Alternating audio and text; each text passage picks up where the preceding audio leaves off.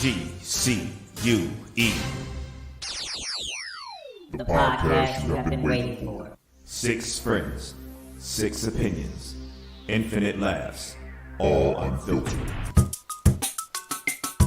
This is that fire podcast. Believe you me, it's the almighty intellect. CUE, 6 ballers on the court like a 3-on-3, and my whole team is MVP. We getting buckets, catching oops, step backs, jellies and threes. Real talk, no cap, better cop out free. Put respect on a name when you talk about weed, but when you see us, you know what it's gonna be. It's the truth.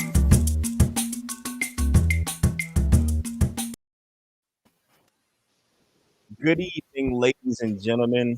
Thank you for joining us for another podcast. I go by the name of the Real PJ. Please say real. I'm gonna introduce you to the usual suspects. We're gonna start down with my boy Bub. Hey, what's up, everybody? If it's your first time with us, we welcome you. If it's not your first time, we welcome you back. Either way, we hope you enjoy the show. Shoot it over to our green tea aficionado, Steve. Oh, what up, what up? Just got off work, so, y'all have to bear with me while I eat dinner, but we about to entertain y'all. Shoot it up to the A with our boy Shad. What's going on? What's going on, people? We've got to be a little unapologetic today, but be transparent at the same time. And last but not least, our boy Bugs. What's going on? Yo, what's going on tonight? We want to thank you first for tuning in to the one and only GQ podcast, not to be affiliated with the magazine or the company. We're going to go right into our subject tonight, which is a special subject for me, which is the subject of mental health and its effects upon not just Black people, white people, but everybody. But we want to speak on it from a point that we do know. Now, before we get into it, mental health, a person's condition with regard to their psychological and emotional well-being. Now, I don't know how you fellas feel, but I'm going to go right into it. Now that I'm a behavioral support health specialist, it's a different aspect for me because coming up, I was always taught that, therapy is not needed, or therapy is something that we don't do as a culture or as a Black community or even as a man. So I want some input. Was anybody else taught that way, or what was your interpretation in the earlier years of therapy, or how was therapy first introduced to you? I don't think it's so much, at least for me, I can't say I've ever thought of therapy as something strictly taboo. But I do know that I've always heard many times Black people don't go to therapy, we go to church. You know what I mean? That was one thing that was always pushed us. True. Like you have an issue, go to church, pray about it. You know what I mean? And that can work for some, you know what I mean? But it doesn't necessarily work for others.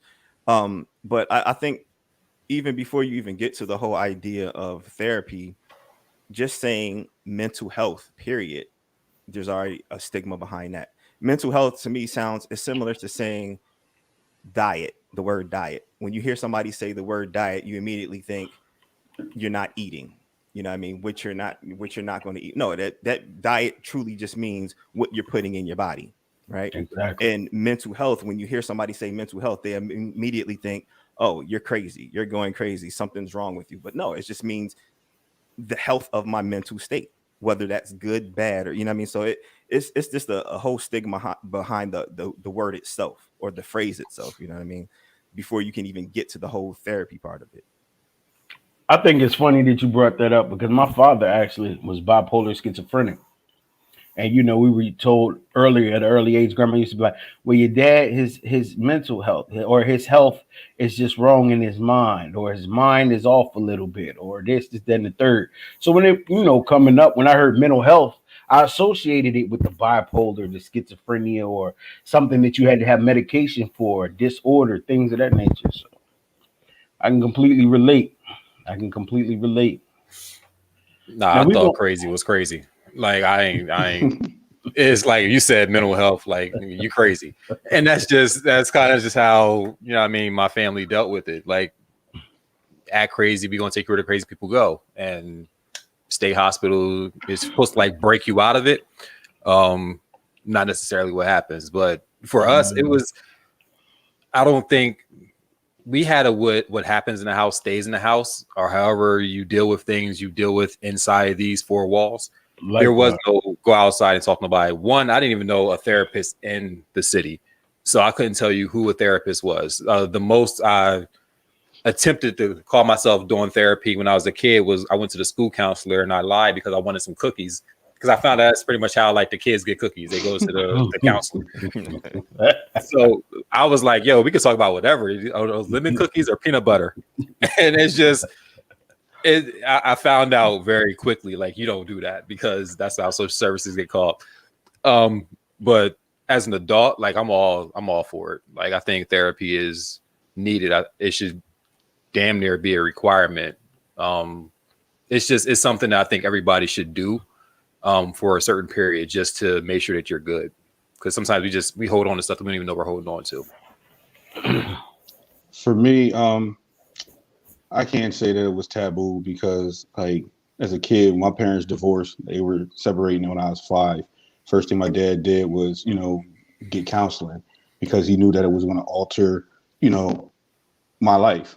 And to not allow me the best position to be with the best mind state wouldn't have been fair to me. And I think he never bought into a lot of traditional Black stigmas. And then also on top of that, I was fortunate enough that I had like relatives that were open to always saying like, yeah, you can come talk to me. Like it kind of goes to the sense of, what stays in the Black household, but in the same thing, it was always therapeutic. Like, hey, if you can't be there, come over here and talk, so you can at least get your feelings out, and we can see if you're looking at it from just a child's perspective or a teenager perspective, and I can shed some light on it from an adult perspective. So I never felt, like any real stigma with therapy. I thought it was always something that was needed. Yeah, well, I mean, my mom, psychology major, so I never really thought that therapy was something that we don't do. Recently, like I don't have a therapist now, because like I wanted a therapist. I wanted a Black therapist. I live in Harrisburg. I went to high school with every Black therapist in the area. So that don't really work. So, but and I don't really want to do like the video therapy, because I got ADD and I won't get my money's worth, because I'll be having another tab open. I'll be watching the game and stuff like that. So, but seeing that you brought up a Black therapist, how important do you guys think it is to have a Black therapist, or do you feel like you could get the same worth from a non-Black? What's crazy? Like I'm in Black Mecca, so I was like, I want Black doctors, Black dentists, Black therapists, everything. So I researched to find my therapist, and ironically, the Black chick that I found, like Howard grad, Howard med school grad, went to what's it called, the spot down here, Emory, for her like a secondary doctorate, booked her, got there, and the lady that was my therapist, or ended up being my therapist, was like an older white lady who has the same name. So when I walked in the office, she was like, I'm sure you probably weren't looking for me. And she was just like, since you're here, let's just do your first session. And then, if you want to switch, I'm absolutely cool with it. I was like, whatever, cool. Yo, best fucking hour of my life. And like, I kept her because I feel like at that point, it's not a relatable type of thing. I think we feel more comfortable talking to someone who looks like us. We think is going to understand us, but it's not necessarily true. Like, she asked me questions that had me thinking about shit that I've never thought about. Super cool. I think it's just a matter of finding the right fit. And I tell people all the time, like, you can bounce from therapist to therapist until you find a person that works for you. And there's nothing wrong with that. Like, definitely don't stick with somebody who doesn't work. That ain't gonna benefit you at all. I was going to say, I love my little old white lady. I was going to say, I mean, I can understand to a point of wanting somebody that you may feel that you can relate to, but at the same time, going to therapy is because you need something. You're looking for something. You need help, and I think it'll be a better avenue. Because if I ever sought the option, like I have a plethora of friends that are therapists now, but I didn't always have that. But I would want somebody that's able to help me with what it is that I have going on that can relate to me in the state of mind that I'm in to help me get to where I need to be. Yeah. Yeah, I mean, I don't trust myself to be fully open sitting in front of a white stranger. So I feel like I just, it would be better off for me to get my money's worth and to get what I need to talk to a black therapist. I mean, the therapist I went to, the 2 times I went to like therapists as a child and as a teenager, they're both white. You know what I mean? I think that it allowed me to understand myself more, that sometimes it wasn't just something I was going through, it was just really my temperament. At this point, would I probably prefer to go to a black therapist? Probably. You know, I want to do something different because, like I said, I have done that and I understand a pretty decent amount of myself, but depending on what I'm going for, you know, like if I'm going for therapy because of relationship issues, it might be that. For parenting, this depends on where I'm at and what I'm going for as to why I might do that. So What you know, with so much what's going on now with police brutality, that plays a lot with anxiety in the black community, which affects our mental health. So would you feel comfortable going to a white therapist and talking to them about the anxiety that you feel based on what's going on in the world? You know what? Nah, but that's okay. I'm not. Nah, my bad. That's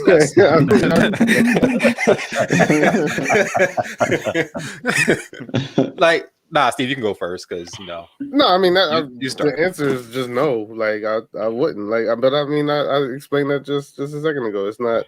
I wouldn't. I know myself. I'd be reserved. I don't.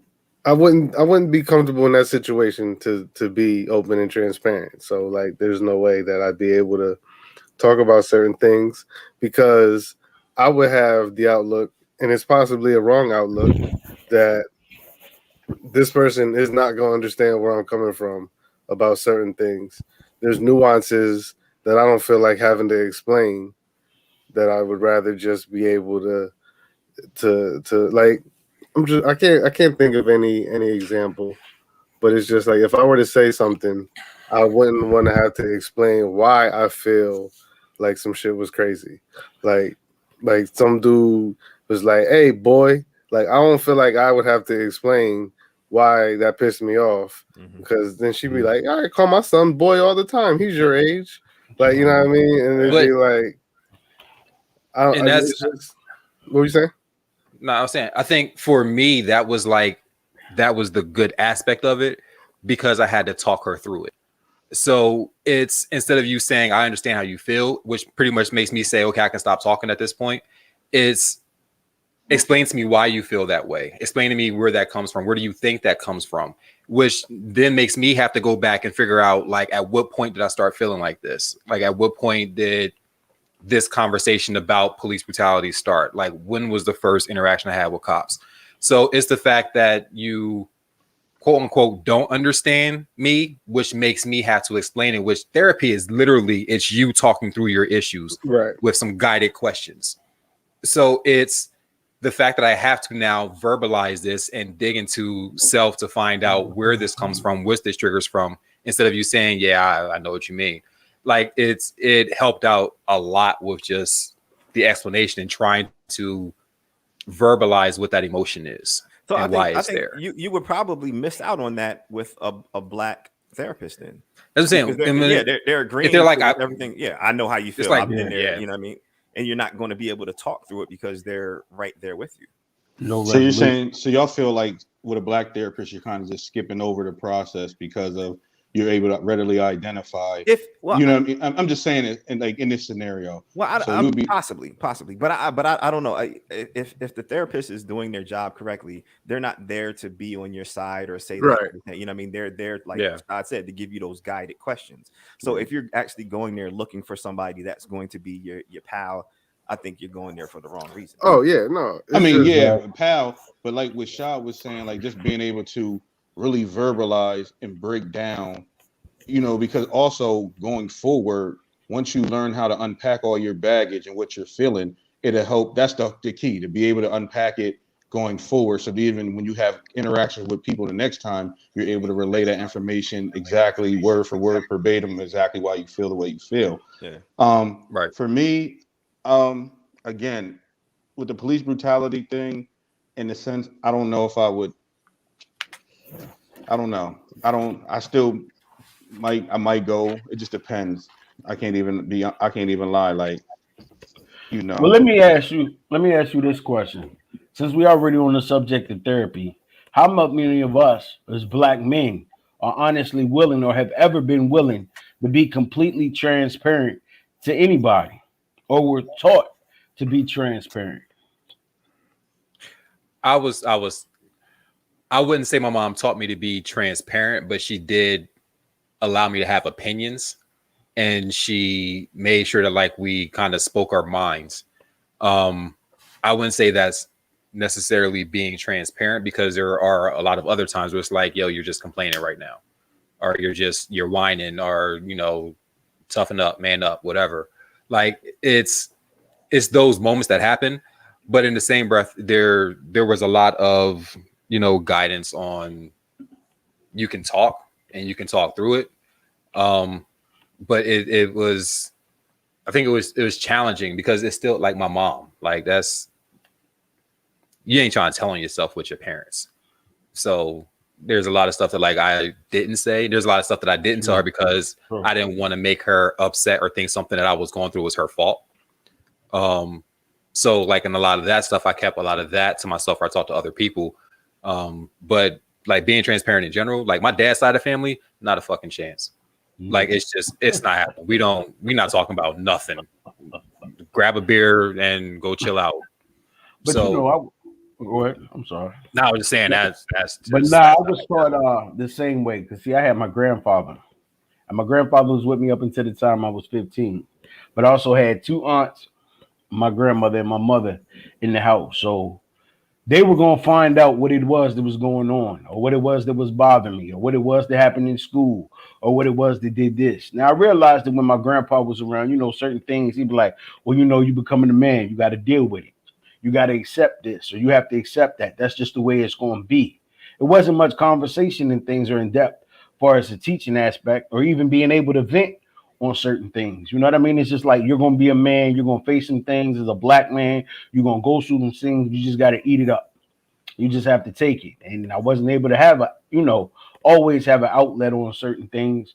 But like I said, once he passed, it's like, what happened? What's going on? You're going to tell me you won't be able to do this till you do tell me. And this is going on and that's going on. And, you got people that's dealing with everyday situations, from anxiety disorders, OCD, eating disorders, personality disorders. And it's just like they keeping it in.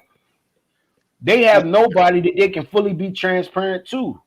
And especially as black people, what black person wants to speak, I have an eating disorder, or I have OCD, to other black people, when the judgment coming back will be so strong? Am I wrong? Or do you have input? I mean, my thing with black people is like, I think, again, it's the transparency. I think like with anything, there's always evolution and erosion of different things at the same time, if that makes sense. So at the time, black people were just trying to get their foot into where they were trying to be. So the aspect of don't complain, keep your head down, just keep pushing through, you'll figure it out, you're a man type thing, was the attitude. Now, what you're seeing behind the closed doors are some of the abuses, the violences, and the wear outs that we know privately, the private battles that people endure. So now, in this current day and age, with more understanding of the effects of what it is, you have people more willing to speak out for the fact of like, all right, mental health, you got to take care of this because of all these pressures, these hypertensions, all these different things that were taking place. Then on top of all that, cause people to go in different ways. Like if you're stressed at work, being a black man, you come home and you can barely make ends meet. And this is in the 60s or 70s, you're stressed. The only thing that you're finding an outlet is making more kids, but financially that's still a burden. You know what I mean? Like you don't really have an outlet. So then you cause yourself to drink. You cause yourself to relax off of Vices. you know what I mean, like drugs, right? You get all types of vices. So I think like the evolution of just the knowledge of everything is allowing us to be at a point now where we can say, like we were saying with our parenting techniques, we know the effects that it had on them.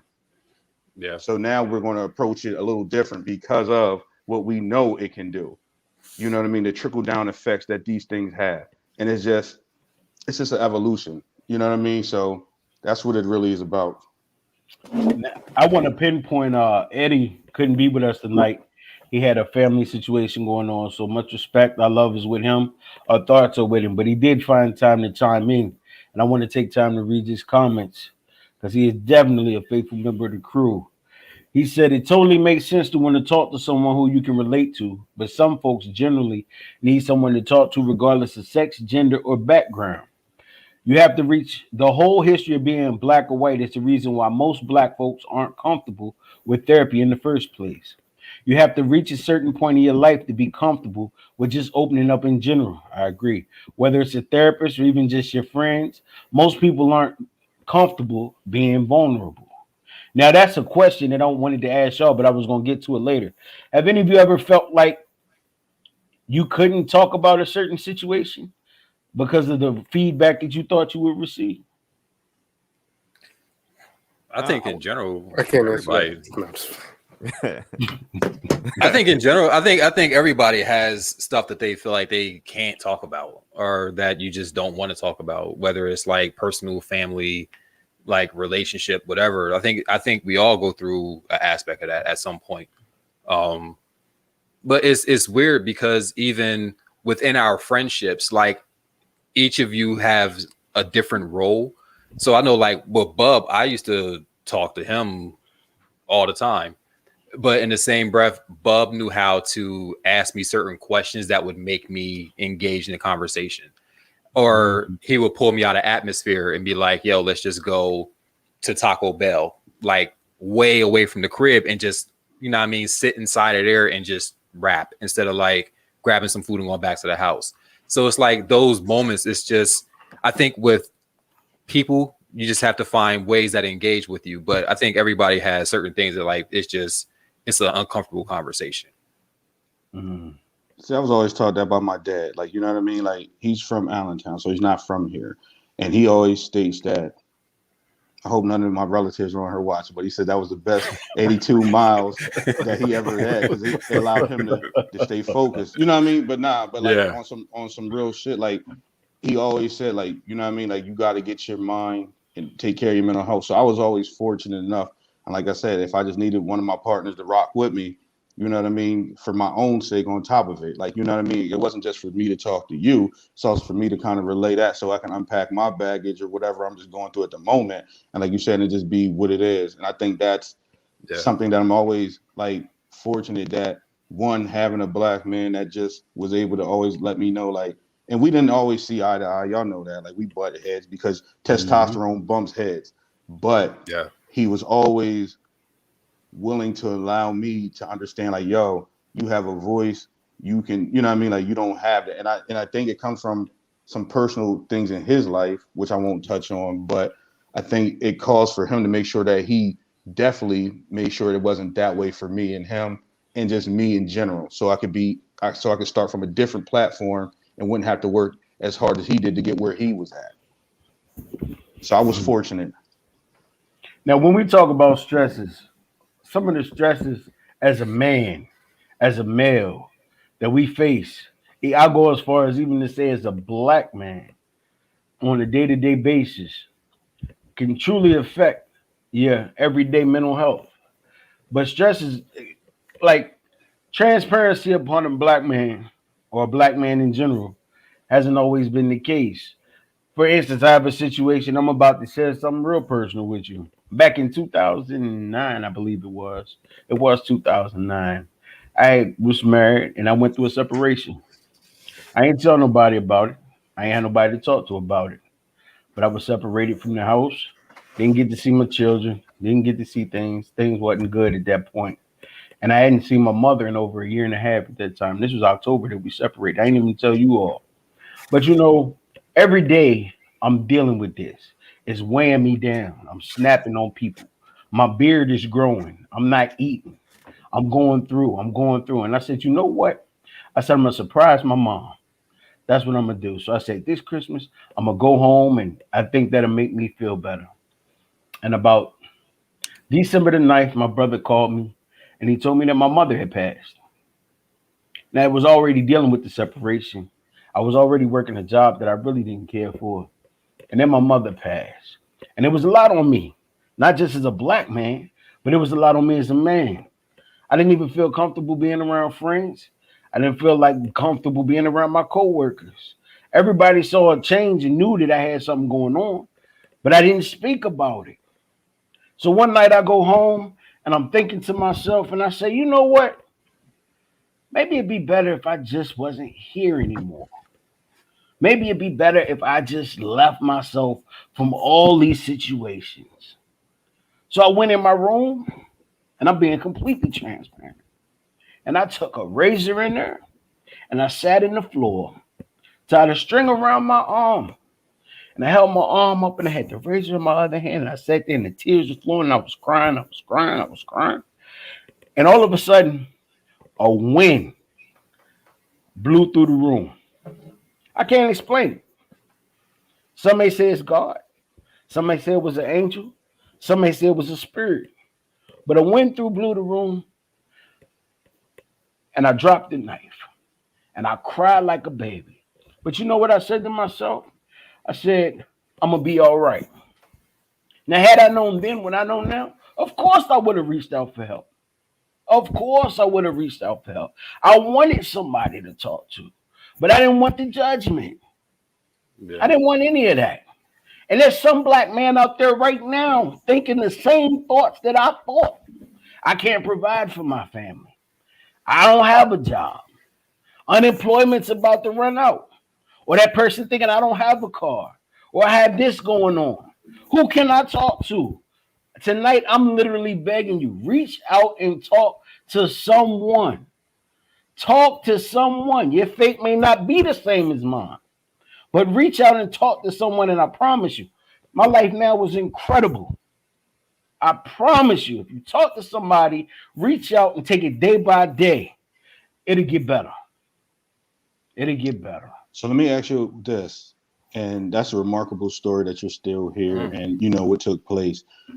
After that moment, you dropped the razor. What steps did you take to get your life back to where you're thinking at now? You know, like what steps did you immediately from that moment decide that you're going to go in a different direction? Or was it, you know, what steps did you take to allow yourself to get out of that dark place? You know what? Honestly, I had to think to myself, I said, how fair would it be for me to take my life when I didn't give myself life? I'm here for a reason. I may not know what my purpose is now or what my reason was at that point, but if I'm still here, I'm here for a reason. Who am I to end that? Or who down the line am I going to help? You know what I mean? That I won't be there to help by me doing this right now. All these thoughts ran through I promise you, it was like a scroll being read to me. Who may I help down the line? Who will I impact down the line? What will my future be? What will my job be? Will I leave a legacy? Will I be a legend? Will I be this? Will I even be spoke about? You just don't know. There's so many unknowns. But if you're here, you are definitely here for a reason. And I had to say that to myself repeatedly to the point where I eventually got comfortable talking to people, you know, friends, homeboy, that didn't even know what was going on. Even you all. My best of friends, even you all, y'all used to wonder why I didn't want to come up there, didn't want to do this, didn't want to do that. I had so much going. I didn't want to be around nobody until I got myself back on track. But it was merely because of the judgment. You always because feel like in your mind. In my mind. Your mind is your worst enemy because it's like in your mind, the people that do know, it's like somebody's talking about you. or somebody's, they laughing at you behind your back, or they doing this, they're doing that. So don't even go over there. Matter of fact, stop going to church. Stop doing this, stop doing that. Because everybody's in the mix. Everybody's talking. And I was my own worst enemy at that point. I was my own worst enemy. That's why this subject is so important to me. Because you all would have never known I've been through that if I wouldn't have told you. There's a plethora of people in my life that have been in my life since I've been in Richmond, Virginia. They didn't even know I went through all of that. But I want to, if I can help just one person right now, turn around from those thoughts or turn around from their perspective of their life, that it might possibly get better, then it's worth it. And see, the thing is, go ahead, Sean. No, I'm just saying. I think that's the thing. We become professional mask wearers. So we know what mask to put on for who and when to take it off for the next person. So we deal with things silently, and we put a smile on to go to work. We put a smile on to be around family. We put a smile on to be around friends. And then it's like when you're alone again, you take the mask off and that whole situation starts back over again. And that's, again, when you start dealing with like depression and anxiety. It's like all that happens in private. Like nobody really shows depression in public. It's a private moment. And it's that moment where you're asking yourself those questions. Well, when they do, it's late. It's too late. That's when you see the signs of depression. It's too late. You know what I mean? Because like you said, they've already been suffering. Yeah. You're going through it, and you never talk about it until most people go into depression don't even know you're in it. So it's like you're living it and have no idea you're there until something clicks and it's like, yo, this shit ain't right. And at that point, it's like you're trying to dig out of a hole and you have no idea how deep that hole is. You don't know when you got there. All you can know is like, I haven't been happy. I've been like in the house a lot. I've been in here in the dark a lot. I've been like avoiding people. Like all that stuff happens. And it's like you start saying to yourself, something's off, but you don't know that that's what it is. And you got to, again, like Book's saying, you got to backtrack and find out what happened. And then it's like at the what happened part, it's like, how do you now fix it? How do you move forward? See, Well, let me plug D Barber's point. I'm gonna give you a point, Bob. D Barber made a great point because I did feel like that. She said the stigma attached to it. Afraid you'll be seen as weak. I wouldn't say I was afraid, but I'm a man. You see what I'm saying? I'm not gonna let you know that I'm hurting about being separated from this or I'm being that. And that was a part. And see, that was a part. Like we all like life has stresses. All right. And then like you said, when you're raised, even when you're taught to brush everything off. Like, you know what I mean? Like, even like with a simple fall as a kid. Oh, if there ain't no blood, there's nothing wrong. Scrape that off. Now it cannot be no blood, but you could break your fucking arm. You know what I'm saying? But the mentality is, but you know what I'm saying? No, that's real. Like, you know what I mean? So you're taught to brush off things. So as an adult, you understand that there's stresses. And just because it may not be that serious to me, it may be more serious to Bugs. So where it's going to cause his anxiety and his things to feel a different way, we're taught, oh, it ain't that serious. And we got to understand ourselves more and always make sure that we go and allow ourselves to have moments for your mind just to be where it's at and to be the best that it can be for itself. Most definitely. The stigma of a man being weak, I mean, we all deal with that. Like, you know what I mean? Like, especially as a black man, like you said, but it comes from traditional sense. Like even like with the man don't hug, you know what I mean? Like, like stupid shit like that. You know what I mean? Like you're men, you don't hug. I mean, I was never like that. My dad still kisses me on the fucking face. I'm fortunate. But like a lot of men had that type of thing, and to shake hands. So the stigma is stupid in a lot of sense because it's causing us to have breakdowns and it's causing us as children, as teenagers, because I think that's a lot of the stress with these teenagers. You know what I mean? The pressures of single parent homes, like the mom going through different things. She's trying to figure out life. The kid's trying to figure out life on top of trying to grow. You know what I mean? You're taking just added bonuses on where you can't even be a kid and you're carrying that into adulthood where you have to take care of your own. I think there's just a lot that we don't tend to look at and we got to start really pouring more into ourselves and to our men. So Yeah. Most definitely. I want to plug what Eddie had just chimed in.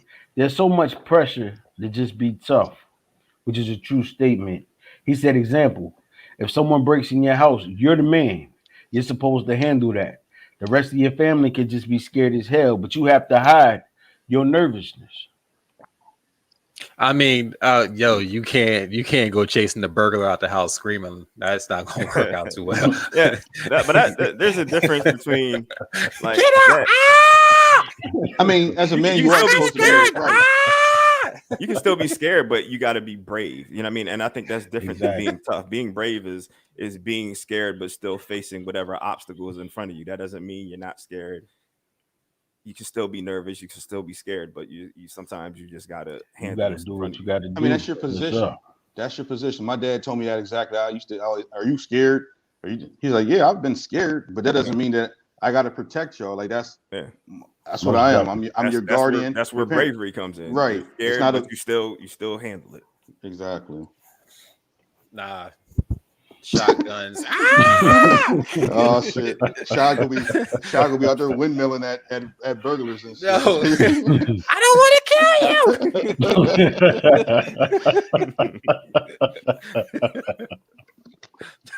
you. I'm coming around the corner shooting at everything. Y'all crazy. Yeah. Damn shame they did that dog. No, you crazy. How do you think the death of a loved one? Well, I know I can only speak for myself. Like, I've had lengthy periods of time dealing with certain death, but do you feel death plays a major part in mental health? Okay, so Go ahead. Go first, Steve. It depends on how, how the death affected you. Like, I mean, I lost people that was real, that meant the most to me, but I don't really think, I've never been depressed about a death, but I can understand it happening to people, or I think it just depends on, it's just how you take it. Like, the worst thing for me, it wasn't even my grandma's funeral. It was my aunt's funeral. But when her grandkids went up there and was talking about grandma, like, I broke down just thinking, like, one day I'm gonna have to go to my grandma's funeral. Like, you know what I mean? Like, I wasn't even there anymore. Like, I was fucked up about what's gonna happen in the future. So, you know what I mean? But I never really, I don't know. I lost people. My aunt died in my living room. But I ain't never really been too fucked up about death. I think for a lot of people, I can't say I don't want to say most people because I really don't know, but I know for a lot of people, I think death does bring about at the very least temporary depression or anxiety or some type of feeling, and depending on what your relationship was with that person or how dependent you may have been on that person, it may be a lifelong thing. Some people don't come back from it, so it really depends on like Steve says, is how you take it or your relationship with that person. But I think you're always going to see, or you're going to feel some to some extent, some type of mental effects of anybody dying around you. Yeah, I think so for me, like, I've lost a lot of older people in my family, and the grandparents, the great grandparents, great aunts, like that kind of thing. Those I was able to process because they're old. So it's like you get to a point where it's like you understand that at some point these old people are going to go. And you start processing it more, and you start processing it better as you get older. The hardest death for me is when my brother got killed, because it wasn't something expected, and there's so much questioning around it, and there was so much like trying to figure out why, and trying to figure out what could have been different, and the fact that like we were just in the same area the day before, and it's I think it was tough because it wasn't a conversation, because everybody was trying to process the same thing and everybody went in their own routes of processing. So my stepdad went into straight depression, and it was literally like his downfall. So it was from depression to strokes, anxiety. He ends up losing like almost 200 pounds and then just literally like decayed away. And it was all stress related and depression related. For me, it wasn't until last year that I like fully let go of it. And that's 22 years later. So 22 years after it, I'm like, I need to stop letting this have a hold on me. So it's hard depending on the situation and depending on what happened. But I think it's one of those things where you can quote unquote prepare yourself for death, but you'll never know how you're going to deal with it until it happens. And I think like me and my mom had this conversation, and like the worst thing that happened, like we didn't do therapy. We didn't go to therapy. My dumb ass, I went to school the next day. Like nothing happened. And I tried to like push it in the back of my mind, like nothing happened. And I didn't realize like how much it was weighing on me until I was in LA and broke the fuck down. Like absolutely no reason. I don't even know what happened. In a store, broke down. And then I was just like, this can't continue. So I think it's just, it's hard to prepare for. It's hard to deal with. I think once it happens, it's like, you really just got to talk to somebody about something, because if not, it sits there. That shit doesn't go away. Bob, you got any insight? Everybody knows my brother died on my birthday.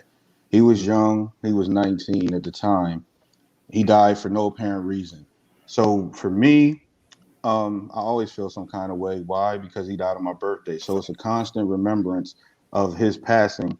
And with him dying for no other reason that I can explain, it allowed me to question a lot of things. Like, why would a 19-year-old that's fully healthy just die? You know what I mean? Like, collapse. Like, people pray to, I'm not going to go down that route for this, but like people believe in things and they would say it was God's will. But I question that because it is what it is. We won't go there. So that was a constant reminder. So for me, around my birthday time, every year, and that's been 16 years at this point, I start feeling a little kind of way subconsciously, but I feel it and I know it because it's in me. And then when my aunt passed away, my aunt Barb, she was also a very significant, my cousin Caroline, a few other people in my family, but they were significant in just helping us to get to where we needed to be. And even my Aunt Barb during the time was dealing with cancer, right before she passed, she had early in contact because she always contacted me to make sure that I was okay on my birthday, no matter what. The week before, she was, had just got out of the hospital, and I was in New York, and she contacted me. And then, like I said, a month and a half later, she passed. I've never recovered from that right now. Like my Aunt Barb passed, and that was like 4 years ago. Like a part of her, like when she passed, a part of my joy passed because she was a person too that always believed and always had the positive thing to say, even when everybody else might not see it that way. So for me personally, I deal with that all the time. Those two deaths impacted me immensely. Like, it's something that it's not going to consume me, but it's something that I know that it takes me in places. You know what I mean? But I also know that, like for my Aunt Barb, she can see me, and that's how I cope and rationalize it, that she's seeing me doing better. But I'm in a place where, like I said, from time to time, it takes me. And that's what it's going to be. So like to saying it's depression, anxiety, I probably feel all of it about them too, because of the way those circumstances took place for me. And it's always going to be something, and that's just what it is.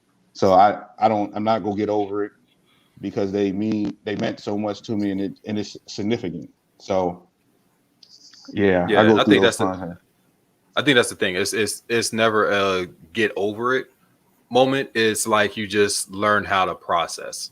Yeah. And like learning the process it makes it it makes it easier. Like for a long time, like I wouldn't even laugh. Like for it, like Shannon got killed Memorial Day weekend. I would not go to a barbecue.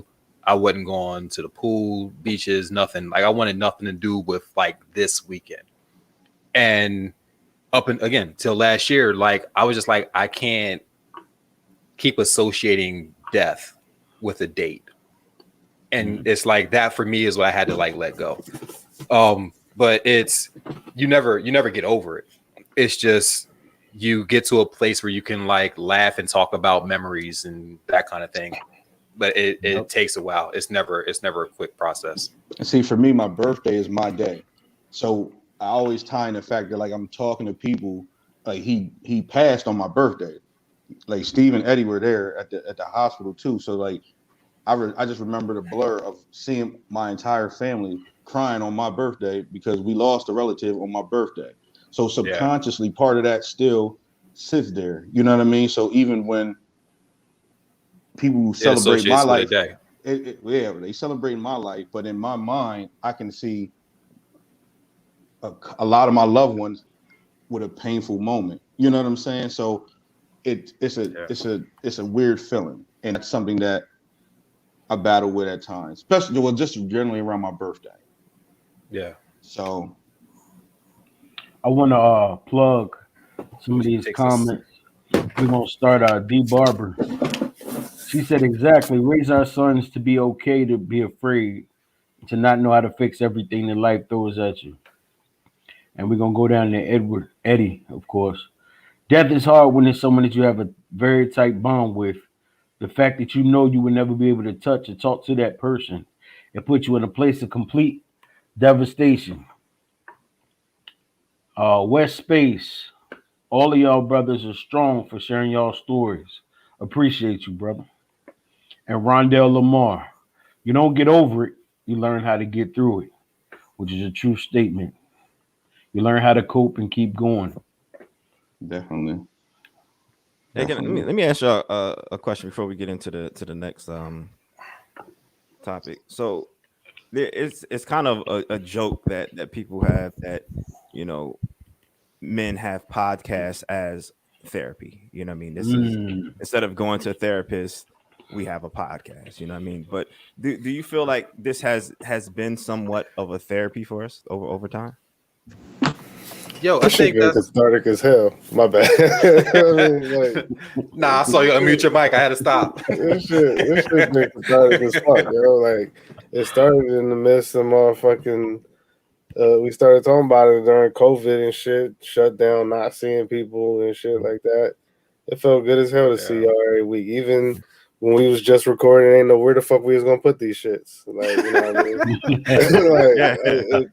It felt good just to see y'all shit. Like when you think about it, like the six of us never been in the same room. Like we all tight, but never been all six of us in the same room at the same time. Like, and so that shit felt great to do that. I don't look at it as therapy.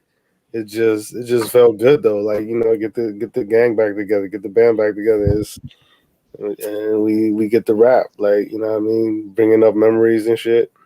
But no, I wouldn't call it therapy because I don't think that we necessarily like it. I wasn't in a dark place, but it was rough. Like life was like shit felt stagnant. So you know what I mean? It felt good, but I can't say that I've had any therapeutic responses to this. See, for me, I just want to say, like, I think it's completely therapeutic for us as a group because since we're being transparent, like you said, the group hasn't been together for whatever reason. And just like what Bugs expressed, like sometimes we wouldn't understand what somebody was going through. So then you take it as a misinterpretation, and it never allowed the group to fully get together until this time due to the pandemic. Now the pandemic has made people realize who their friends are and who their friends aren't. So I think it's very therapeutic because it allowed us through these constant conversations to allow even to get to this point where, like you said, we're opening up. Though we're opening up to the public, we're opening up and getting comfortable again with each other. So it allowed for us to really be in a place where we can be like, oh, now that we're mature enough or old enough we Y'all can niggas discuss old. these, man. Like, you know what I mean? Y'all old. I'm Hey, still. make sure you I'm get pushing. here. I'm Make pushing sure you- it. Make But, sure you you get know, here. You know what I'm saying? These therapies was wonderful. but it allowed for us to really get. But it did Go allow get for y'all us to- prostates checked. Yeah, that's they don't even do it like that no more. But Now you just shit in the cup. yeah. So they but I think it did. That's why I think is that why you asked PJ? Because like though we're not all in the same room, like we really sorry. formed That a was bond of immature. what we started out to do in '96. So now 2021, we're at a different place. Yeah. No, Yeah, I able to think communicate. it's good for us to talk because we this is the first time we've all had a chance to talk together as grown men on subjects that aren't superficial. We've gotten together, we've joked, we laugh, we talk about old times and things like that. We crack jokes on each other, but actually sitting down and having true meaningful conversations. We've never had conversations like this as a whole before. You know what I mean? And I think there is a certain sense of therapy, you know what I mean? Of course we're not getting so deep to where we're solving issues or solving each other's own. Oh yes, we are. issues. We save this shit one day at a time. Yo, stop playing. You know what I'm saying? We figuring this whole thing out. We Yes, saving sir. the day. Yes, We sir. saving the day. No, I'm just saying. Well, I mean, but we're like I said, we're Reword it. opening a dialogue. You know what I mean? Yeah. But I think that's the thing. Like, if again, men don't necessarily transparently talk. Like, transparent conversations aren't really happening.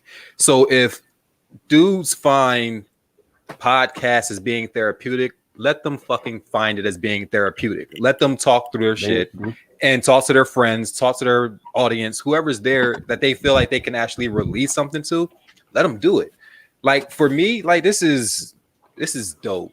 Like, we have conversations that we typically wouldn't have, and the fact that like we've created our own quote unquote like barbershop topics within ourselves, and we are having those conversations within ourselves and then sharing those with other people. And you have six different perspectives. One of our perspectives is going to resonate to somebody, and that might start their conversation with somebody else. So if that is therapy for them, and it might just be a good time for us or therapeutic for us, so be it. Like, I think that anybody who finds an outlet for whatever it is they're going through and they utilize it, let them utilize it. And I mean, criticizing them for doing this, like, that's just going to make them shut back down again. Then you got a whole problem on your hands. True. I want to plug Megan Curtis. Anytime communication is opened up to better yourself or help someone else, it's always a good thing. I commend you all. You don't know how you expressing what you've dealt with can help someone else, especially the young men.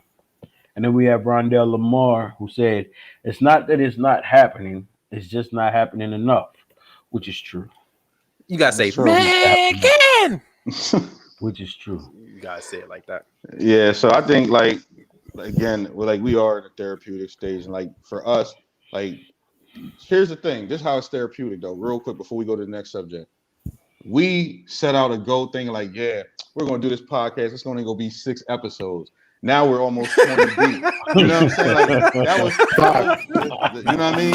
It was just supposed to be 5. The ceiling was the roof on that Jordan shit. So, you know what I'm saying? So We had no faith in each other. exactly. It wasn't happening. So I just wanted to say that beforehand. So we're definitely trending in the right direction. Nah, absolutely. So wait, where we We at now? Barber. What's next? Hold on, right quick. D Barber, the transparency is to be applauded. Thank We you. appreciate it. Thank you. Definitely appreciate that. We at it's okay to not be okay. It is okay to not be okay. Let me say that one more time for the people in the back. It is okay to not be okay. Then It turn your doesn't make Bibles you to weird, doesn't make you different, doesn't make you unordinary. It's okay to not be okay. tell Amen. the books. Tell them books. If they was at Bible study, you wouldn't have to repeat yourself. let them know. Or you might have that organ in the background. You can tell the church It's kids okay. It's okay to not be okay. for the people Nah. in the back. It is. It really is. It's okay to not be okay. And Nah, I get I think. Let's jump on that because I think that's healthy, and I think we put masks on, so we say we're okay because ultimately what you're doing is you're lying to yourself to try to convince yourself that you're fine when you're not, and then what you do at that point is now you're associating being okay with not being okay. Exactly. So it's like you say I'm fine, and you're telling yourself that this state that's not good is fine. And if you continue doing that, you start believing that this is okay, and it's not. So it's like if you're not good, you don't have to say what's wrong, but like, you all right? Like, I'm not, but I will. give me a minute. Give me a minute. And at least at that point, it's like now the people that you're closest to, and I wouldn't tell everybody you're not okay because some people, it ain't their damn business. But the people that you're closest to, if they know that you're not okay, it gives them that understanding to check in on you a little bit more. Right. It's like you don't got to talk about it, but are you feeling better? Are you dealing with it when you're ready? If you're ready, if you want to, I'm here. And sometimes it's just knowing that someone is there to like walk through something with you is all you really need. But we get to a point again, we're just like, I'm good, I'm cool. And you put that mask on and you smile, and then again you get home, you close doors, and it's like mask comes off and you're there by yourself with nothing but your thoughts. Pressure, just putting added pressure on yourself For no reason.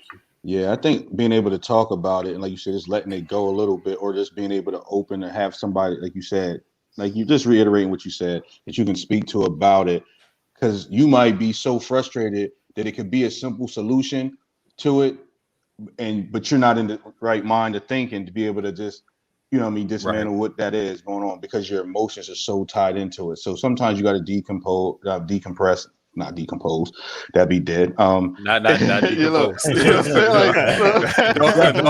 do that. Decompress. You gotta do it one day. You know what I mean? Right. That is the definite in life. But look, don't just rush allow it. yourself to do that. But definitely don't rush it. But just do that and just say it and embrace it. Like, it's not, you're not weak.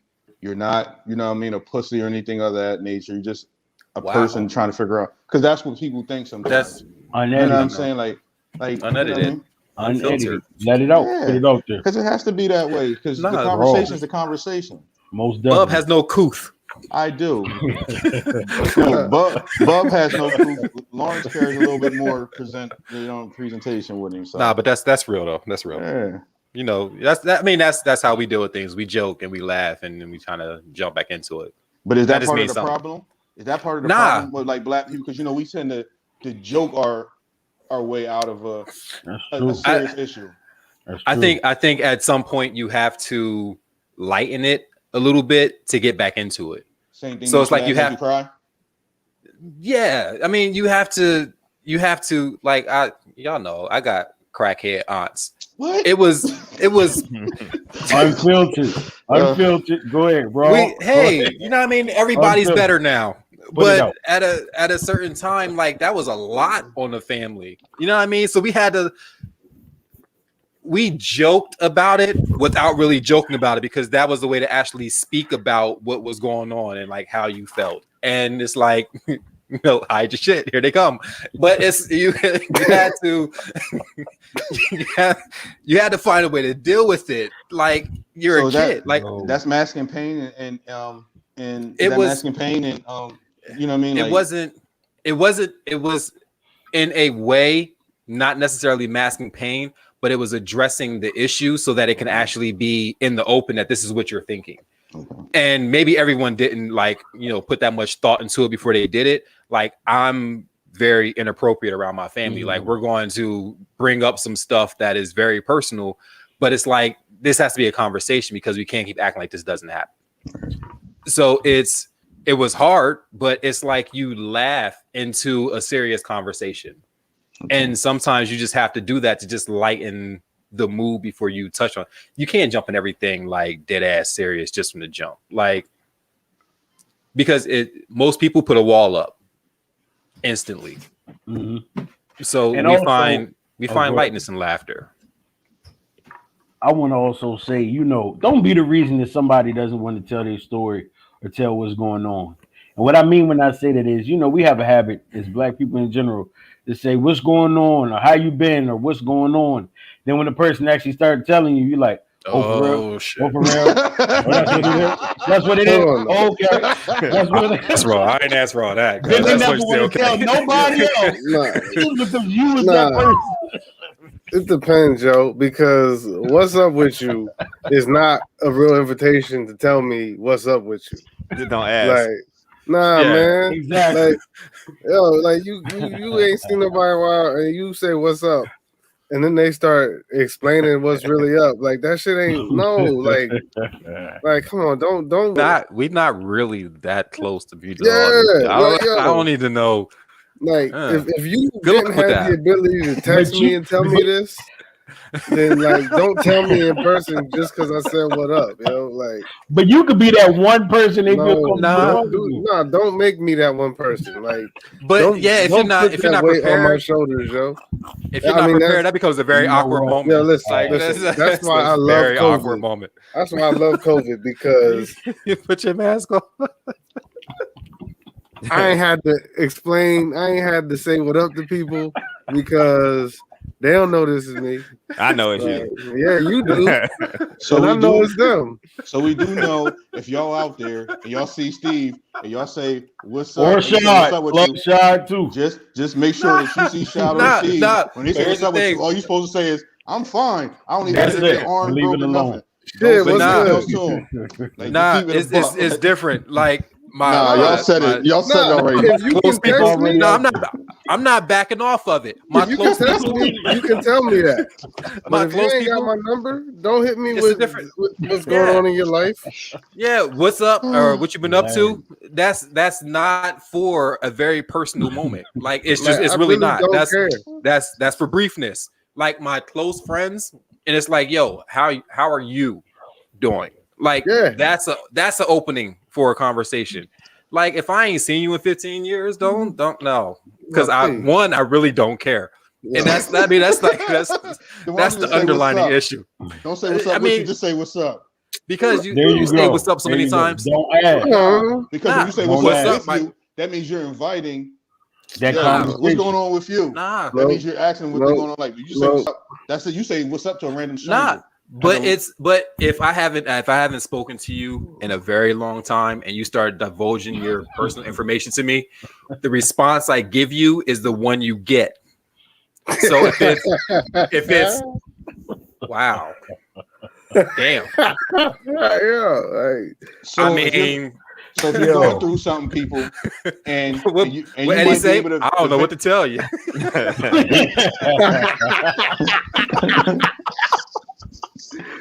if you're going through something and you want to drop it on some new ears, make sure it's not Steve Rashad because no, I I don't know mean, you. if you just want to drop it, drop no, it. But no, they don't. Don't long even as waste you your don't time want because to that be shit's gonna picked drop up right and on their tossed back ears and to go you. nowhere. Nah, like, yo, I mean, sometimes people just preface gotta it. talk, and if you just gotta talk, like go ahead because Set it up with like, yo, can I talk to you about something personal? And then I'll tell you yes or no. Ain't that And too if you much get no, conversation right there? no, Yep. not if you get no, yeah. if you get no means no. Like it's What? like if you say, yo, can I talk to you about something personal? Nah, Nah, because we not I think for me, my issue is like with my friends, when that stuff happens, I invest in that situation with them. Yeah. So now it's like I'm taking on portions of what they're going through. And now it's like I feel it's my responsibility to continue checking up with you to make sure that's good. If I don't know you, that's not going to happen. So now you're putting pressure on me to solve your issue in like a 3-minute conversation. Nah, don't talk to me about it. That's The too much apples are thinking. over on aisle 2. Well, yeah. Like, do I have to be an asshole right now or the asshole later? Like, you know what I mean? Like, don't do that to me. nah, we're Question, not that though, good. We're on not that that- close. On the depression topic, though, do y'all think just staring back to that real quick, do y'all think the pandemic enhanced a lot of these depression cases? Most definitely. What we're having a lot Yeah. of these mass Most shootings, definitely. the anxiety of like for kids going back to school, people going back to like I think it's made people so awkward because you've been so comforted and and heightened this depression. Like, do you think I think the problem is like this is the first time everybody had to deal with themselves. So it's like you're now home. You can't go to your outlets. There's no gym. There's no movies. There's no mall. There's no going to restaurants. There's no bars. There's no clubs. There's no lounges. You have to deal with you. And instead of going to your typical outlets when you don't feel like dealing with your life, I'll just go to this lounge. Or instead of doing this, I'm just go to the movies. I'm just go to this basketball game. I'm going to this football game. I'm just go out and hang with some people. No, now you got to like sit in your house and deal with yourself and figure out your life because there's nothing else for you to do. So I don't know if like y'all went in the quarantine up there or not, but down here they shut the city down for like 2 weeks. Like 3 weeks actually. Black Hollywood didn't do shit. Nah, that's what I'm saying. It was April. They shut the city down. Like you couldn't be on the street unless you had like some kind of paperwork saying that you were essential employee. If you didn't, you were getting ticketed. Like everything was closed. The city was shut the fuck down. So you had to literally sit in your house. And you weren't allowed to like go to other people's houses because you couldn't drive anywhere. So it's like now you're stuck in your house, which may be a good situation. It may be a bad situation. But all you can do at that point is now like start asking yourself all the questions about your situation. So whether it was good or bad, now you have to deal with yourself, which is why when it opened back up last Memorial Day, it was out. Like nobody wants to sit and just question yourself and have to deal with your own issues. Like that's a lot for people. Especially if you've been like putting it away for so long. You know, people typically you go to work, go home, go to sleep, get up, go to work. Like you're never home. So now it's like you're just there with your thoughts. Nah, folks ain't have cable or nothing. You can't get your cable turned on. I'm gonna be honest with you. That pandemic showed me a whole different side being in the mental health field because just like we were there with our families, it like actually some joke about it, but it showed you if you're actually able to be with the person that you with first off. But second off, very high divorce rate. You have to remember though, and a lot of new babies because that's true. Dumping the shit for those that was loving. But the thing of it is this though, it's like you got to think about those people that are in abusive relationships. They were in that abusive relationship on lockdown. You got to think about the kids, those that don't have food, didn't have this, those that lost their jobs, couldn't make ends meet. They had that going on. You see what I'm saying? You have those who really just extroverts. They don't like being closed in. They feel claustrophobic. They just can't do it. They had to be locked down. So our patient rate increased dramatically from the beginning of the pandemic all the way down to the end. Just from different case-to-case studies, day by day. But also, while I got this time, I'm going to take a chance to plug these comments. We're going back up to D Barber. Hold on. Imagine your life being like just completely fucked up, and now you got to sit there and deal with it for 17 days every day. But do y'all think that is part of the reason that these people are spazzing the way they are because of like with these shootings, like spaz regardless. I mean, let me ask you this: this ain't because I think the pandemic played a part of the George Floyd protest because of us being in the house. And I think that's what was able to push it. Nobody had anything else to do. Right. Oh yeah, I mean that's different. Like, that's different. Black Lives Matter hit off because no one had anywhere to go. There was no distractions. It was like, yo, I'm in these streets. You in these streets, but was it because like, yo, I can't take being in this house no more because of these situations? Yeah, I think part of it was a multitude of stuff. Motherfuckers didn't have to go to work. So like there's no distraction. Like typically like protests or something happens, it's like, yo, I'm with y'all, but I gotta go to work. Yeah, and that was like the thing. Nobody has to go to work. There's no work. There's no school. Yes, there's no shopping. For you, because you work in the hospital workers. Yeah. So it's like for everyone else, it's like, yo, I'm going down here with these dudes. Like this is some bullshit, and everything else that's going on is going on. I'm already frustrated. I'm already pissed off. And y'all killing people. I got time this week. Yeah, literally, I got time. Let's go. So do you think and that's the only reason this shit? That's the only reason any of this is going on right now because people had time. These shootings, I mean, we've had them, but it seems like they're even more intensified the way they're covered. Everything's magnified right now because we're coming out of the pandemic. But do you think that the depression and some of these attitudes are these people because these people are snapping even more at a record pace now? They're going to facilities and killing people at the jobs. Nah, That ain't COVID. I think that's just all based That on ain't how they- COVID. and plus it's how they report it too. You know what I mean? Like once something happens one place, the media is going to try to find, and this is going on a different topic, but the media is going to find something else that relates to it. And then now they're going to make you believe that, oh, this is something that's widespread when it could just be two incidents, one here, one there. You know what I mean? But now the way they're just going to keep looking for small things that look, exactly. Small things. I think they said there was match like together. 19. They said it was like 19 mass shootings like this week. Yeah. I mean, Okay, I think people bugging out. I don't think it's COVID related. I think that you really just had a dude green light people to bug the fuck out. I mean, Like but you're saying he literally gave them permission to go do this shit, and now But they're you doing said- it, and there's like, but oh you my god, said- what's happening? dealing with yourself for over a year. You know what I mean? And dealing with shit that you don't necessarily. I'm just playing devil's advocate. Dealing with Yeah. yourself with situations you didn't want to deal with for a year. So you get some fresh air. Like people can't even drive right no more right now. Like people drive stupid as hell when you go out there on the road.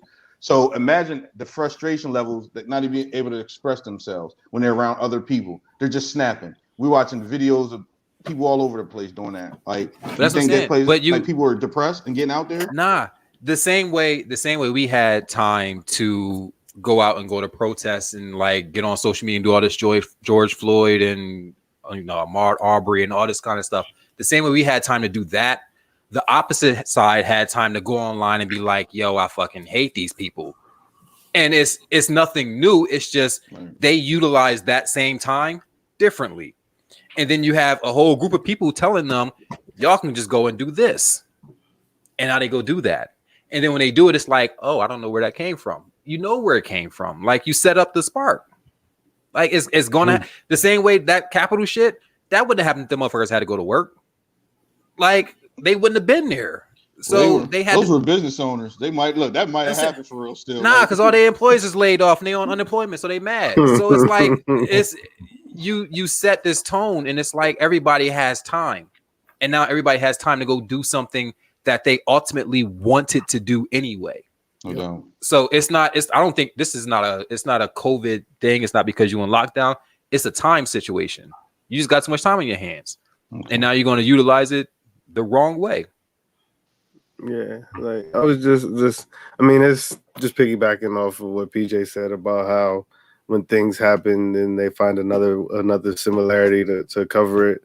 This is off topic as hell, but we used to bug about how 9/11 made sharks stop biting people at beaches because that whole summer all they was talking about was shark bite, shark bite, shark bite, shark bite, and then 9/11 happened, and then it was cool to go to beaches. Yeah, the sharks was like, "Oh shit, they gonna do some shit." It was like, We gotta I ain't leave them going up there. alone. Like, you know what I mean? Yo, stay away from the beaches, y'all. That shit's crazy over there. Yeah. Never mind the fact that motherfuckers was scared to go to beaches because motherfuckers was scared to gather in public. So of course the sharks was gonna stop biting people because when nobody out there. Right. But, you give them the spotlight, and that's basically is what you're doing. It's like they come off as martyrs because you're giving them that popularity. So whether they end up dead or not, it's like you now know that everybody's going to know that you did this. But y'all just don't think it has nothing to do with depression from the COVID. That's anger. I mean, that's not anger and saying it hatred. doesn't. No, It could be. it maybe not depression, But but, not all definitely of it. mental health. yeah. Right. Yeah. You see what I'm saying? Like Yeah. It's mental definitely health, falls mental under health. mental health. But it may not be a result of the pandemic. It's just their mental health is not there. It's We're not in a good- opportunity. it's not in a good place. so where does bullying playing a part? Because like some of the and I get it, like a lot You know of where bullying cases- plays a part? Nah, this is Oh, where bullying shit. plays a part. Bullying plays a part because you're trying to teach kids to let people bully them and go tell somebody. Back in the day, you bully somebody, you got your ass whooped. Like it was very simple. You hit my child, go back He to hit school you tomorrow. Go back to school tomorrow, punch him Hit dead you in his back. face as soon as you get there. And keep Like, going. And keep going. There's Keep a hitting. different mentality. Now it's like there's so many different nuances when it comes to schooling and what you're allowing to happen. And then you got a whole social media aspect where like we can now talk shit about you to 15,000 other people. Where back in the day, the most you could talk shit about somebody is on a 3-way. And then all you gotta do is go beat up 2 people and it's a wrap. So now you got to fight the whole school because now somebody done blasted your shit to a whole school listing on Instagram, Facebook groups, whatever, and it's like now you got to fight everybody. So bullying is different because y'all not allowing y'all kids to go to school and punch people in the mouth. So does that That's lead from someone, to? So that's does from that somebody who don't lead have no to- kids. Does that Yeah. that is from somebody who don't have no kids? But does that lead My to dog mental bites health back. issues too? Because you know, Oh, like, a lot of- definitely. Absolutely. I feel the bad for sui- these kids. like the suicide thing, like they say because of bullying and things like that. That's also an aspect of the mental health. And I know we're running low on time, but like Yeah, we are. But the bullying, go ahead. you know, plays a part into the mental health aspect. So at what point does it? Because some people used to become bullies and they'd be so stressed, and that causes the mental health aspect. But then also people become bullied and would take care of themselves, like, you know what I mean, would kill themselves and things like that.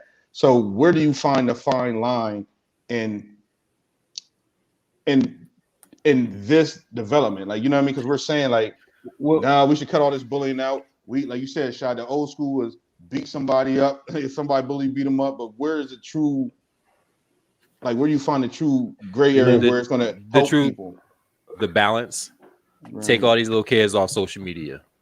It's too much money in Like, social media. No, but that's what I'm saying. But it's like it's a lead way because it allows them more access to talk trash behind a computer screen about somebody. So it's like, for the most part, if say you and I didn't like each other, Bub, if I talk trash about you in person, I take the risk of getting beat up. So if I can get behind a screen and just talk trash, you never know where it came from. Like, I have that outlet of just spewing shit, which is where a whole lot of stuff comes from right now. It's like you just spew whatever you can because you're protected by a computer screen. So it's But like if kids don't have that same outlet that adults can't use responsibly, it's like you now eliminate an aspect of bullying. So I think it's a matter of eliminating aspects. So take all their social media and then deal with them. Like I said, Monique's on here. What happened when somebody decided to talk trash about her after a band practice? I'm just saying. We all know about glasses folding. We know about glasses folding. Like, if you talk trash in person, I can deal with you right now. If you talk trash on Instagram or on Facebook, I don't know where it came from. I just know now the entire school knows it. So it's different. We live in a different. I feel bad for these kids. Like, I would never know what it feels like to deal with the shit they got to deal with as teenagers. I mean, but also like the concept of bullying ain't nothing like when we was kids. Like, a bully was some dickhead who wanted to push on people smaller than them and shit like this. Now you can't even bust on each other at the lunch table where you bullying, and that's like, I mean, that shit was a crucial part of life. You had to learn your weight quick. Yeah, like, you know, you had to clap back quick. Like, you either hang or you don't. Go sit at another table. This ain't gonna work. Like, yeah. you don't want to not this table. I mean, it's like, I don't know. I don't know. But see, it's never been a time. Steve's suggestion is they should open up busting tables at lunch. Yes, that ain't gonna work. 1,000% yes. But look, I want to chime this out there though for the parents that do, have kids that are younger, because suicide at the ages of 9 to 14 has never been higher than what it is right now. And majority of that, I will go as far as to say 70 to 80% of that is because of bullying and peer pressure. And those are just facts. 9 to 14-year-olds are killing themselves when they should be worried about the new, what video game they want to play, this, that, and the third. They're worried about, they dealing with so much and they don't have an outlet. But as a parent, it's your responsibility. It's your responsibility as a parent to do random checking. I'm just speaking for stuff like my kids don't have social media. Don't have social media. The only thing they do have is a TikTok, and that's guarded. That's it. To watch their little videos, how to do it yourself stuff, all that good stuff. That's it. Your kids making slime at home. That kind of stuff. That's it. Yeah. Like, I agree. This dude said you make a slime at home. You can tell you don't got no kids. But they ain't making no fucking slime. Like, I think we all know people that if we was kids today, there's plenty of people we know that would make motherfuckers want to kill themselves. Absolutely, because they did it in person. No real shit. We know some people. People that's funny as shit. And if people they lived on Jefferson Street. Yeah, they live across the street from you. Right. we know the people. Right. Like that's the thing. Like I don't think like getting slayed is not a reason to be like, oh, I'm gonna end it. But see, Like, y'all taking the element. I think it's y'all speaking as different. y'all speaking as adults. Like remember, when you're in the school and you're in that controlled environment, like you see people who've actually got out of school, go to college, and blossom to really be who they are and sitting in like. Even though we're having social media where it allows you to see more society, you're still in that controlled environment as a teenager. You know, and like they said, the ideas that you have as a teenager, regardless of what your parents try to put into you, you're still a lot of it's really into what you're into at that time, like your peers. You know what I'm saying? So like, Right. you know, But I think that's the thing. Like when you're a teenager outside of the social media atmosphere, right? Your desire to impress thousands of people isn't happening. So you're just worried about your circle. It's like these are your friends. Anybody that wasn't my friend, I wasn't worried about what you was doing. And now it's like you're worried about everybody in the school. So it's amplified to a level that is insane. And it's like the moment you do something that makes somebody mad, the rumor mill starts. And the rumor mill back in the day was such and such said such and such. And what you do, you walk down the hallway to such and such classroom. What the fuck did you just say? And you deal with that. You deal with that person. Now it's like such and such just typed to the school, and not just your school, but the next 7 schools in the area. So now all of the city knows something about you that may not be true, and you have to deal with everyone knowing it. You don't know who saw it, who didn't see it. So the pressure is different. Yeah, I don't feel like kids, period, should be on social media. Like at all, and that's just my opinion. But what age you talking? What age should they be allowed to be on social media? When you being kids. Nah, like I would say you can drive a car at 16, so that's more. I would say 16, 17. Like I don't think kids should have cell phones outside of the ones that have 2 buttons on it. You call mom and dad. Like for what? What you texting your friends for? How we use the phone? You had to go home. Like I had to go home to use the phone. Yeah, you know what? You know what I mean? So it's like you're giving them too much leeway. Hold on. Back in my day, I had to go home. Like I wanted to call my friends. I had to go home. Hold on. Let me. The worst we had was pagers. You couldn't talk shit about nobody on a pager. I want to plug these comments before I get too far in the session. We got D Barber who said, "Yes, it is. It's okay to be who you were created to be." Then we have Rondell Lamar. I think it was more of a pride thing because as an effeminate male, I still say I'm okay even when I'm not. However, I'm working on that as an adult. I'm glad to hear you say you're working on it because it truly is okay not to be okay. You're still a male. It's all right. You're still a male. You're still a black man going through shit. D Barber. The joke can sometimes be the icebreaker or the way to open the door to start conversations. And then we have Monisa Calloway. A lot of people don't know how to keep themselves busy without going places. Also, I was grateful that I have hobbies to keep me busy. Teaching conflict how to fold glasses. Resolution. Kids don't have that. Sometimes the resolution is to be better than that. Sometimes the resolution is whipping somebody's ass. True. La Rico. You don't have to hide kids away from the fellas. Fellas. Come on now. La Rico. You don't have to just hide kids away from the world. You teach them how to be good people. If you're talking trash online, you're probably doing it in person too. Then we got Eddie, of course, who said glasses folded. That's an insider for some of y'all. Glasses folded. You had to be there. Hold on. Tammy Dykes. Internet has increased the impact of bullying. True statement. Everything is recorded, photographed, and easily distributed. And Roxanne Elliott agreed. And that's a very true statement. Very true statement. Now we got to get ready to bring it to a close soon, fellas. Any final comments? You had to be there. Comments? You had to be there. That's the Final comment. comment. Is there anything else that we got to touch on before we close? I think Nah, we don't gotta rush. We don't gotta rush through. Are we good? Somebody bring out the Mr. Bubble. That's not happening. Please don't let that. Hell. Cow take me away. So do we find any solutions or anything to this or nah? We good? Like, God, No, listen. like, God damn, I do y'all want to crazy. say this. We can be serious for a moment. Yeah, No, I I really mean, do. I want to plug the seriousness. In all actuality, listen. A lot of people this day and time are being mental hoarders. There used to be a show on TV called Hoarders, to where people would just keep things they didn't even really need anymore. Now, what I'm saying is this: I'm not saying every situation is important. I'm sorry. Every situation isn't important. No, you good. Every Uh-huh. situation. I'm not saying every situation is not important. Right. But if it gets to the point where it's truly affecting your mental health, how you function, how you treat your family, how you treat your children, how you even interact in society, then it's a problem.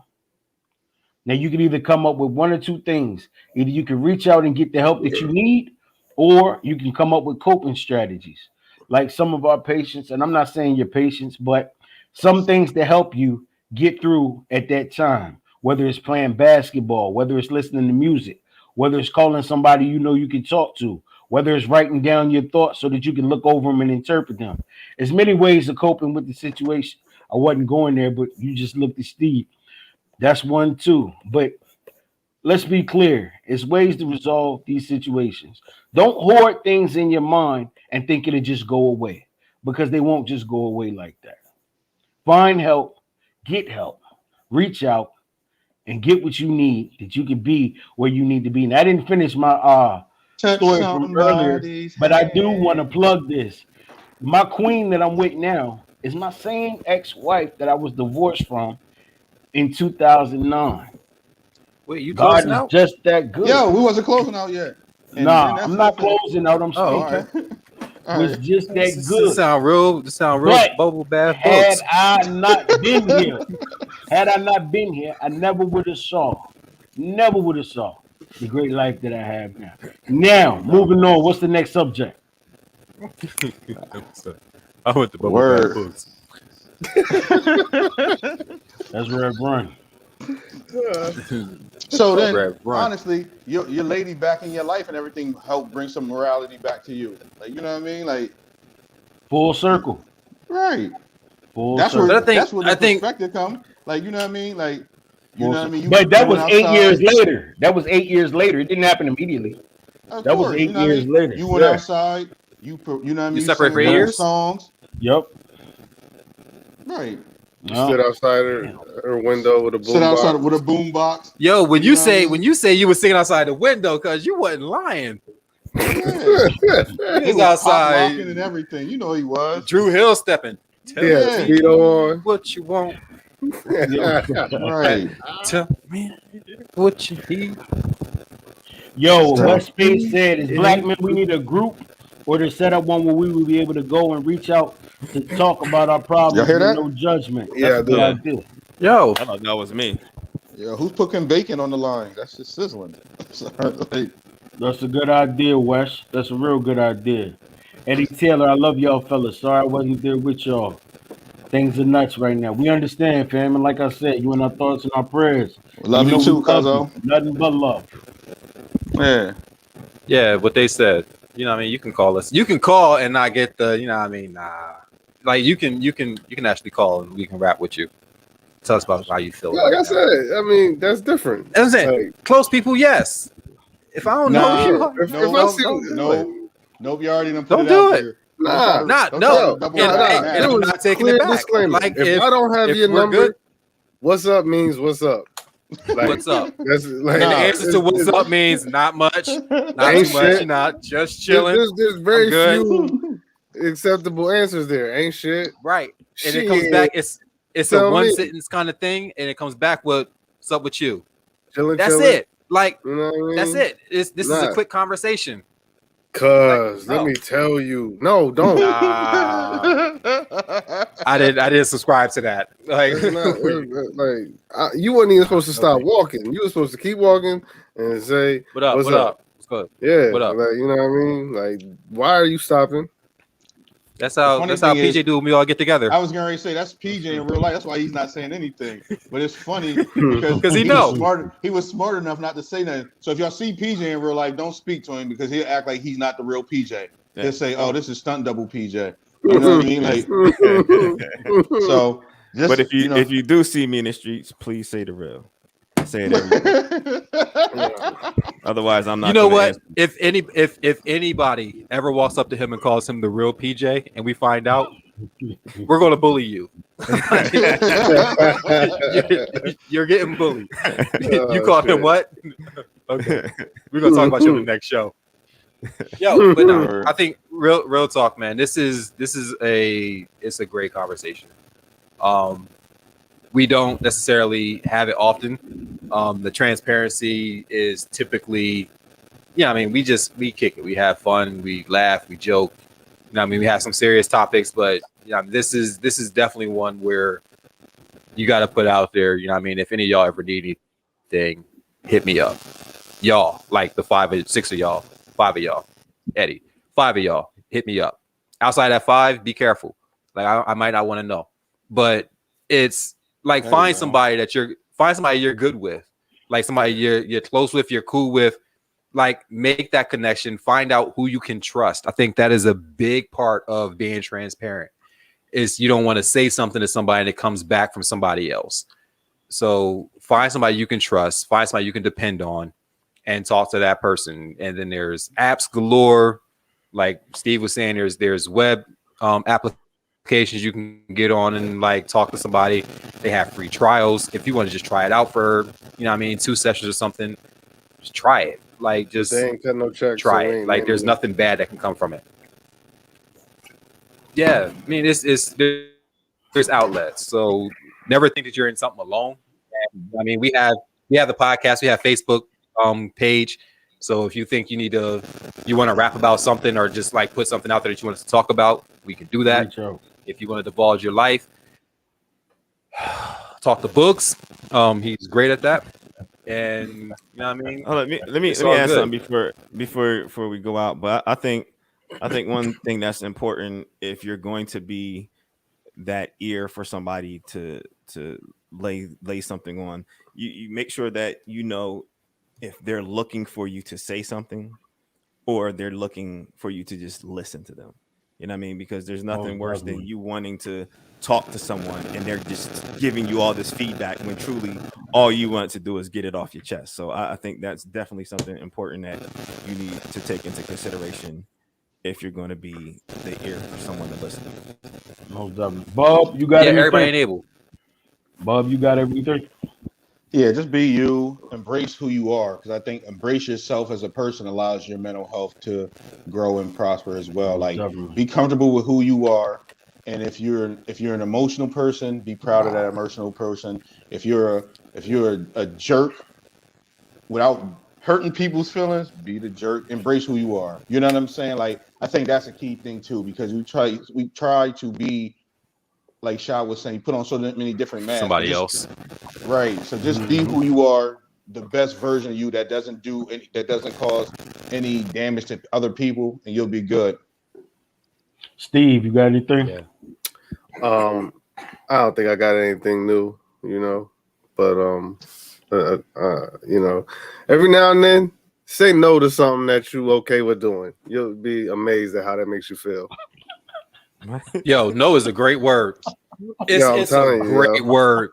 Like, don't say yes to everything. It's like, nah. Like, you know what I mean? Like, even if you gotta call them back and be like, you know what, I will do it. Like, just say no sometimes, because that shit is fucking. Yeah, like that shit is great. I'm busy this weekend clipping my toenails. Like, it's just say no. Like, don't take that advice. Like, see, don't listen to you have to make yourself a priority. Because sometimes we feel obligated to say yes to people for everything. We don't give ourselves time, and it's like we don't give ourselves our own space. Sometimes just say no. Like, no, I can't help you move. No, I can't come to your son's birthday party.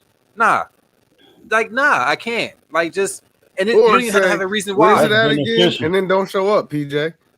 Just say no. That's what I'm saying. Say no. Why you gotta put me out there like that? I'll be there. I ain't Wow. going to that shit. Shots fired. That's messed up, man. Eating no microwave pizzas. And y'all see why I we ain't going get- nowhere. you see why it took us this many years to get to this point. And this is we're finally able to laugh about it because we're not holidays. I feel bullied right now. This is gonna be my last Hold on. podcast. You would. That's all right. You used to it. You You used to it. Suburb kid. So let me touch on what PJ said real quick. Like when you go to talk to people, he was saying like, make sure that person wants to hear you and they want to give feedback, or you're actually going to that person for feedback. Don't go to your yes person. Like when you That's have true. something going on, don't go to somebody that's just going to agree with you. Go to somebody that you know is going to challenge you or Like y'all, listen to you like you and and give you a Steve. different perspective. You just I'm gonna look saying at you and because say, we not I ain't I'm saying talking. we're No. not yes people. No, You asked me for it. No. no. Well, damn, No. it ain't that serious. Listen, but hold on, because real talk, Bub, you're not a yes dude. Like you've never been a yes dude. So it's like if you say something, I could be right in my mind, and Bub be like, "Yo, cuz you wrong as shit." And it's just you need those kind of people. So don't go find somebody that you know is going to agree with you, because that's the person that's going to agree with you, make you feel better about what you have to do. Like talk to somebody who is typically on the fence and talk to that person. If they're unbiased, like that's the person you want to talk to. Like don't find somebody that's going to agree with you and make Most you feel better, because all that does is put you deeper into whatever it is you in. And PJ practices Most times you're law, wrong. so he does do that. If you need a good lawyer, PJ Ritter Jr. Look, PJ Ritter Jr., even though the J is for Junior, is a hell of a lawyer. He can get you out of anything. Like he'll argue you down with great points. That's why he's always considered the adult in the room. I just want to say that and put that out there. 'cause Always. He says some impressive things. So He's he's the a adult. great person to talk to, even though he won't respond back. But when he does, it's excellent points. I just want to say that. All right. Come on, let's go, Bubble Bath Bugs. Let's close out. Listen, that's Rev Run. That ain't me to you. But listen, I want to just plug this National Suicide Hotline number. I want to put it out there for somebody that really may be contemplated. That is not the answer. The number is 1-800-273-8255. It's 24 hours a day, 7 days a week. National Suicide Hotline, 1-800-273-8255. Now, I believe we had our closing statements. And as usual, there's so many other places you could have been on a Friday night. But we want to thank y'all for tuning in and rocking with the Q. As always, we appreciate you. So be safe, be happy, but most of all, be you. Q, we out.